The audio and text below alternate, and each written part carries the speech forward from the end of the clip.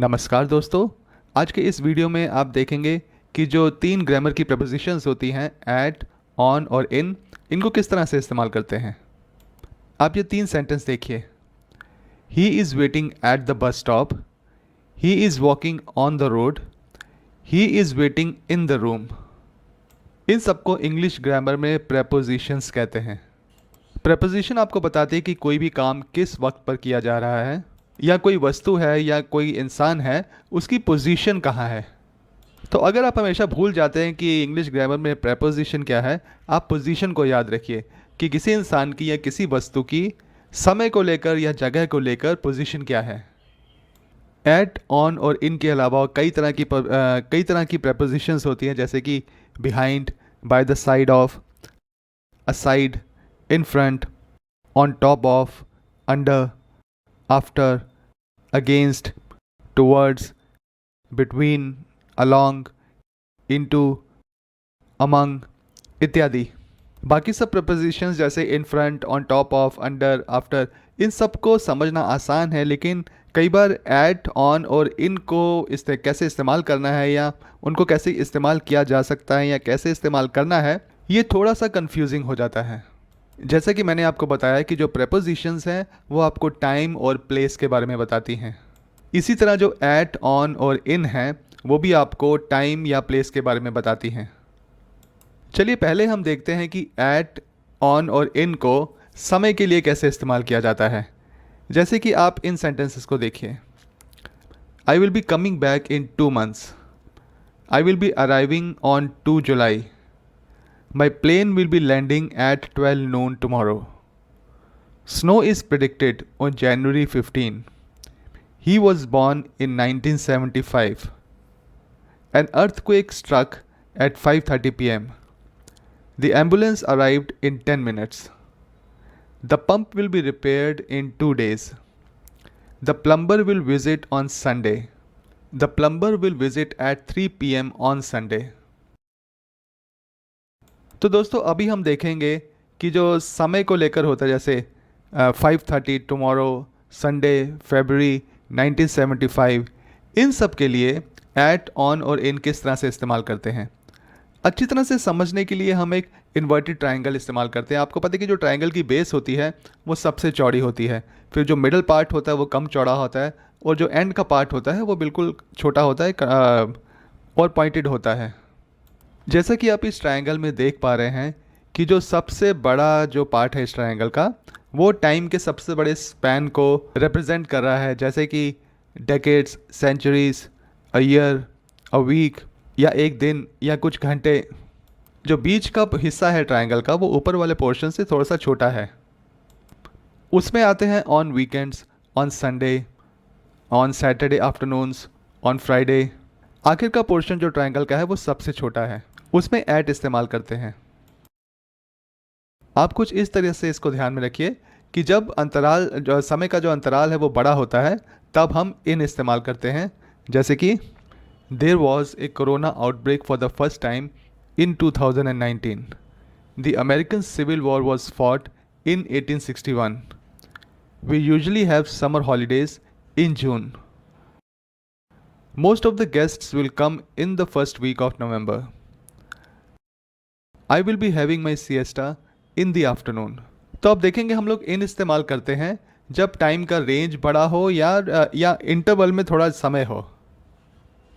जैसे कि 2019 में 365 डेज होंगे और 1861 में भी, ये काफ़ी बड़ी रेंज है। इसी तरह the first week of November में भी काफ़ी दिन होंगे। पर फिर इस सेंटेंस का क्या, आई will be with you in 2 minutes, फिर आई will be having my siesta in the afternoon. Afternoon देखिए एक रेंज है, आप 1 सेकंड के लिए या 1 मिनट के लिए तो नहीं सोएंगे, आप या तो 10 मिनट के लिए सोएंगे, या 15 मिनट के लिए सोएंगे, या आधे घंटे के लिए सोएंगे। तो एक समय की एक रेंज है। तो जब भी एक रेंज में महीने हो या दिन हो या आवर्स हो या मिनट्स हो या इवन सेकेंड्स भी हों, जैसे आई will be just with you in 2 seconds, उसमें आप इन इस्तेमाल करेंगे। अगर आप हिंदी बोलते हैं तो एक बड़ा अच्छा तरीका है ये याद रखने का, अगर किसी टाइम रेंज में आपको में इस्तेमाल करना पड़े, वो उसके लिए आप इन इस्तेमाल करेंगे। जैसे कि मैं 2 मिनट में आऊँगा, या फिर मैं नवंबर में छुट्टी लूँगा, या फिर मैं दोपहर में सोऊंगा। यहाँ पर आप हमेशा जहाँ भी आपको में इस्तेमाल करना पड़े वहाँ पर आप इन लगा सकते हैं। उसके बाद आता है ऑन। जब रेंज बड़ा है लेकिन बहुत बड़ा नहीं है तब आप ऑन इस्तेमाल करेंगे। जैसे कि on weekends I don't reply to my email, on Sunday I am taking my family to the pool. Weekends के बारे में लोगों को थोड़ी कन्फ्यूजन है कि इन इस्तेमाल करें या ऑन इस्तेमाल करें। कई बार लोग ड्यूरिंग भी इस्तेमाल करते हैं, जैसे कि ऑन वीकेंड्स या ड्यूरिंग द वीकेंड या इन द वीकेंड। ये डिपेंड करता है कि आप दुनिया के किस हिस्से में रहते हैं और कैसी भाषा वहाँ पे बोली जाती है। On July 1 this year I will be flying to the Bahamas. On this day next month I will be giving my exam. 1 जुलाई को मैं फ़्लाइट लेकर बहामास जाऊँगा, इसी दिन अगले महीने में एग्ज़ाम दूंगा। हालांकि आप देखेंगे 1 जुलाई को में को इस्तेमाल होता है, लेकिन इसी दिन अगले महीने में को इस्तेमाल नहीं होता है। इसको आप इस तरीके से याद कर सकते हैं। अगर आप सेंटेंस में को इस्तेमाल करें या कुछ भी ना इस्तेमाल करें, ना में इस्तेमाल करें ना को इस्तेमाल करें, तो उसमें आप ऑन इस्तेमाल कर सकते हैं। अब आप सोचेंगे अगर आप संडे बोलें तो संडे में कई घंटे होते हैं, जैसे फरवरी के महीने में कई दिन होते हैं, फिर भी हम इन फरवरी और ऑन संडे क्यों कहते हैं? इसका एक ही तरीका है कि आप याद रखें कि दिनों के लिए ऑन इस्तेमाल करते हैं और महीनों के लिए इन इस्तेमाल करते हैं। अब हम आते हैं एट के ऊपर। जब टाइम एकदम से प्रिसाइज होता है, बिल्कुल पॉइंट मतलब एक टाइम एग्जैक्ट होता है, तब हम एट इस्तेमाल करते हैं। जैसे कि आप ये सेंटेंसेस देखिए, my plane lands at 5:30 PM today, he wakes up at 7:15 AM every morning, the school starts at 8:15 AM, the milkman rings the bell sharp at 7 o'clock। तो फिर इसका क्या होगा? He will be arriving on the 6:30 train. इसमें जो 6:30 इस्तेमाल किया गया है या 6:30 इस्तेमाल किया गया है, वो समय नहीं है, वो ट्रेन का नाम है कि जो ट्रेन 6:30 बजे आती है, जो ट्रेन 6:30 पे आती है, उस ट्रेन पे वो इंसान आ रहा है। हिंदी में जब बजे या पर बोलते हैं तब हम एट इस्तेमाल करेंगे। जब भी आपको बजे बोलना पड़े, जैसे कि 3 बजे, 3:30 बजे या 3:15 पर, तब आप एट लगाएंगे समय के लिए। अब हम देखते हैं कि डिस्टेंस या प्लेस के लिए या स्थान के लिए हम एट, ऑन और इन कैसे इस्तेमाल करते हैं। आप जरा इन सेंटेंसेस को देखिए। He is travelling in the car, he is travelling on the bike, she is standing at the bus stop. पहले सेंटेंस में क्या है? जो पर्सन है वो कार के अंदर है, वो कार की जो एनवायरनमेंट होती है उसके वो अंदर बैठा हुआ है, वो कार के ऊपर नहीं बैठा हुआ, वो कार की साइड में लटका नहीं हुआ है, वो कार के अंदर बैठा हुआ है। इसलिए जो सेंटेंस है he is travelling in the car एक अप्रोप्रिएट सेंटेंस है। इस सेंटेंस को कैसे देखें? He is travelling on the bike. अब वो बाइक के ऊपर बैठा हुआ है, वो बाइक के अंदर नहीं बैठा हुआ है, वो सीट पे बैठा हुआ है, वो उस बाइक के ऊपर बैठा हुआ है। सब कुछ ओपन में है, सब कुछ खुले में है, वो बाइक को राइड कर रहा है। इसीलिए he is travelling on the bike और वो he is travelling in the bike नहीं है। अब ये सेंटेंस देखते हैं, she is standing at the bus stop.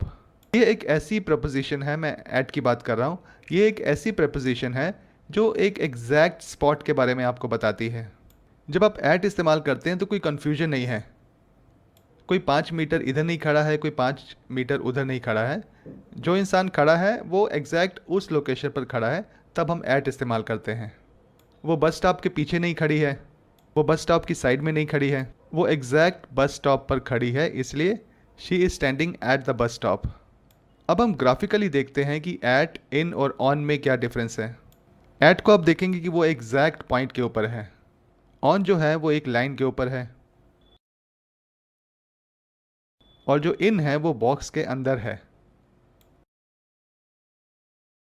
इसलिए आप सेंटेंस में इस्तेमाल करेंगे, you are in the house but you are on the roof. जब आप घर के अंदर हो तो आप इन द हाउस हो, लेकिन अगर आप छत पे खड़े हैं तो आप ऑन द रूफ हो। यहाँ पर वो सेम वाला हम जो पहले थोड़ी देर पहले देखा था, हम एक इन्वर्टेड ट्रायंगल वाला एग्जांपल इस्तेमाल करते हैं। जो सबसे बड़ा हिस्सा है वो इन के लिए इस्तेमाल किया जाता है। जैसे कि अगर आप किसी देश में रहते हैं तो आप कहेंगे आई लिव इन इंडिया। अगर आप किसी सिटी में रहते हैं तो आप लिखेंगे आई लिव इन मुंबई। अगर आप किसी छोटी मोटी नेबरहुड या कॉलोनी में रहते हैं तो आप लिखेंगे I live in Lajpat Nagar. अगर जंगल के बारे में भी लिखना है तो आप लिखेंगे द टाइगर लिव्स इन अ जंगल। इसी तरह you travel in a car. जो ट्रायंगल का बीच का हिस्सा है ना ही वो बहुत ज़्यादा बड़ा है ना ही वो बहुत ज़्यादा छोटा है। एक चीज़ आप और याद रख सकते हैं कि जब आप ऑन इस्तेमाल करते हैं तो इंसान या वस्तु किसी चीज़ के ऊपर है, वो उस चीज़ के अंदर नहीं है। थोड़े एग्जांपल देखते हैं। You walk on the pavement, the car is parked on the road, the towel is lying on the floor, they live on the 5th avenue, call me on this number, you can listen to the news on the radio. जब भी आप किसी radio की या mobile phone की या TV की बात करते हैं तो आप ऑन इस्तेमाल करते हैं, जैसे I am listening to the news on TV. जब आप इंटरनेट की भी बात करते हैं तो तब भी आप ऑन ही इस्तेमाल करते हैं, जैसे कि you are searching for something on the internet. आप ये नहीं बोलते हैं कि you are searching something in the internet. ये कुछ रूल्स हैं जो आप याद कर सकते हैं। अब हम आते हैं ट्रायंगल के सबसे छोटे हिस्से में, जहाँ पर हम एट इस्तेमाल करते हैं। एट हम एक प्रिसाइज पॉइंट पर इस्तेमाल करते हैं, जैसे कि he is waiting at the station, there was a shoot out at the parlour, he is waiting at the corner house, he lives at 53C valley street. अब हम एक बार क्लियर करने के लिए बस स्टॉप की बात करते हैं। ये दो सेंटेंसेस देखिए, he is standing at the bus stop, he is standing in the bus stop. दोनों ही सेंटेंस अपनी अपनी जगह पर ठीक हैं। हिंदी में अगर आप बोलेंगे कि वो बस स्टॉप पर वेट कर रहा है तब आप एट लगाएंगे। अगर आप बोलते हैं कि वो बस स्टॉप में वेट कर रहा है तब आप इन लगाएंगे। चलिए अब ऐसे कुछ कॉमन फ्रेजेस देखते हैं जिनमें एट, इन और ऑन सही जगह पर इस्तेमाल किया गया हो। At the station, in the theatre, in bed, on the ground, on a list, जैसे कि your name is on the list.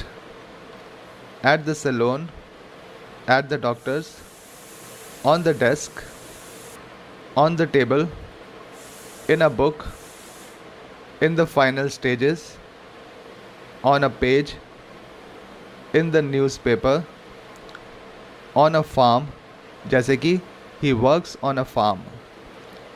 At the top, on the left या on the right, in the car, on a bicycle, in a room, in an armchair, at the top, at a conference, on the roof, on the menu, at the entrance, at the front desk, at the exit, in a race, जैसे कि participating in a race, on the second floor, in a queue or in a line, at the side, at his house, in a row, on a horse, at the reception, in the garden। At, in और on को किस तरह से इस्तेमाल करते हैं कभी कभी कंफ्यूजिंग हो सकता है, बट ज़्यादातर केसेस में जो वीडियो में मैंने आपको एग्जांपल बताए हैं वो आपको एक तरह से हेल्प करते हैं कि आप किस जगह पर सही तरीके से एट, इन और ऑन का इस्तेमाल करें। उम्मीद है ये वीडियो आपको पसंद आया होगा और आपके काम का होगा। अगर आपको ये वीडियो अच्छा लगा तो इसको लाइक कीजिए, आप मेरे चैनल को सब्सक्राइब कीजिए ताकि जब भी मैं नया वीडियो अपलोड करूं तो आपको नोटिफिकेशन मिल जाए। वीडियो देखने के लिए धन्यवाद।